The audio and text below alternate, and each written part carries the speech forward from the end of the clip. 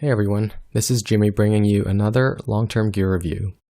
Today I'm going to tell you everything you'll want to know about the Naturehike Taga 2 tent, having purchased it about 10 months ago and taking it through its paces. In all fairness, this is not a tent I would ordinarily review.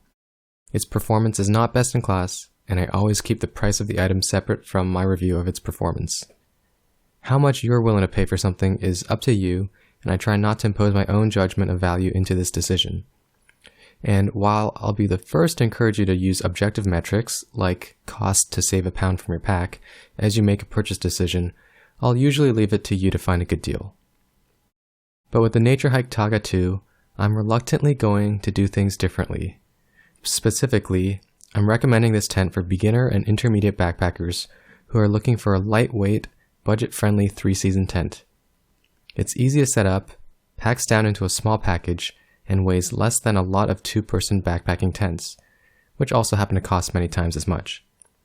The Taga 2 has many shortcomings though that could easily be overcome with more thoughtful design, but I think most beginners can benefit from a 3-pound, 2-person tent for $100 and then use those savings to lighten their pack in other areas. Alright, now let's jump into the details to see what this tent is all about. The Naturehike Taga tents come in 1-person and 2-person sizes. The 2-person tent that I'm reviewing today takes the 1-person design and widens it to accommodate 2 people, at the expense of about 5 additional ounces of weight. It has 1 entrance, a gear storage vestibule, and requires a minimum of 6 stakes for full setup. When the tent is set up, it measures roughly 82 inches long and 49 inches wide for the 2-person model.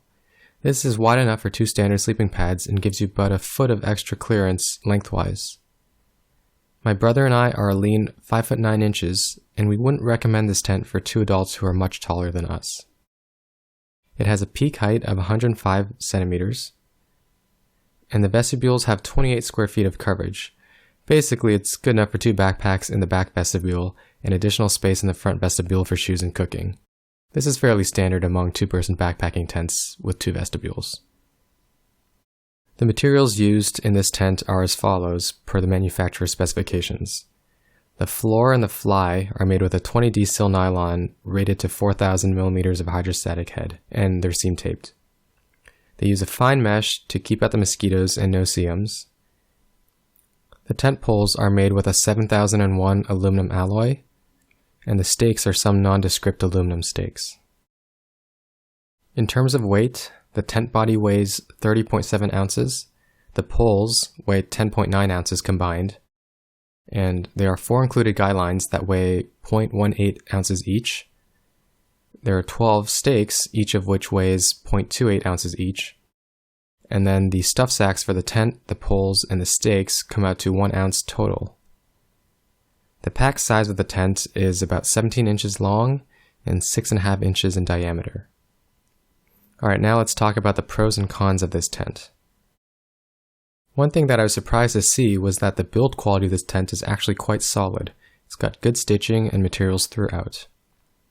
Also, the tent's design allows it to be sturdy in winds up to 30 miles per hour, though I haven't tested beyond this point to see where it would fail. The setup is easy and quick, because you don't need to set up the inner and the fly separately. However, sometimes you do need to put a lot of force on the pole to insert it into the metal notch. This tends to be harder to do when it's wet or cold outside. There is decent overhead space because the walls, while they're not vertical, are quite steep. And the pack size is pretty small, with a long and narrow profile that makes it easier to carry on the outside of the pack. In terms of cons, one big limitation of the Taga 2 is the design, which is basically a widened 1-person tent. One night, my poor brother had to exit through the tiny semicircle connected to the back vestibule because I was asleep next to the front vestibule. If you intend to sleep 2 people in this tent, the lack of a second door might be inconvenient.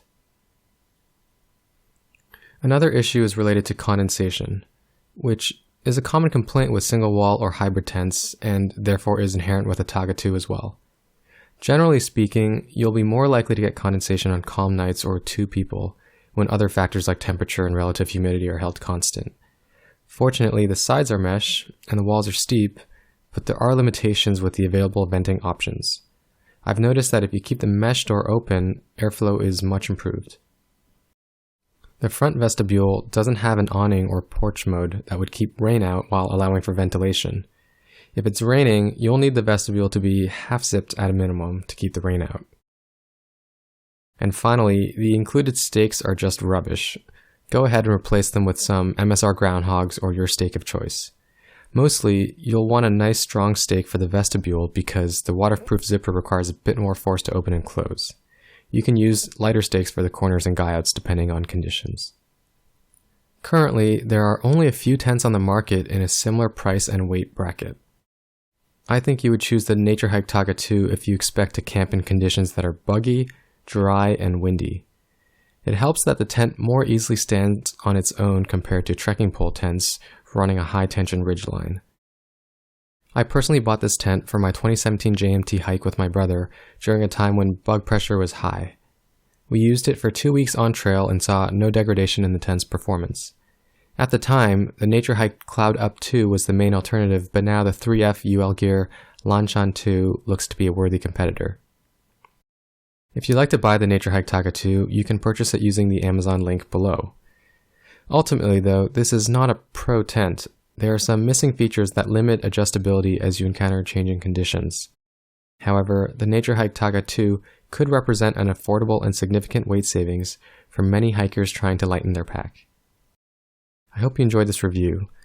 Feel free to leave me any questions or comments below, and thank you for watching.